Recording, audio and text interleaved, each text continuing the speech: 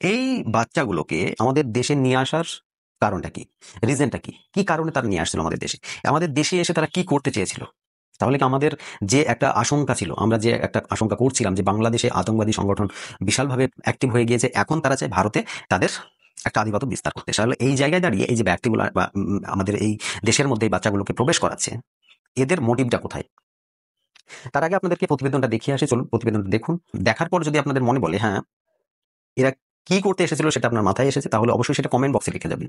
অবৈধ অনুপ্রবেশের দায়ে যারা ভিতরে ছিল তাদের কাছে বিডিআর এর কাছে অর্থাৎ বিএসএফ এর কাছে বর্ডার গার্ডের কাছে ফেরত পাঠালো। ওই পাগল হয়ে গেছে, মাথা মেন্টাল হয়ে গেছে, মাথার সমস্যা। আমার বাসায় কক্সবাজার, হ্যাঁ কক্সবাজার। আমি ইন্ডিয়া আসি নাই জীবন, আমার মায়ে আসিল।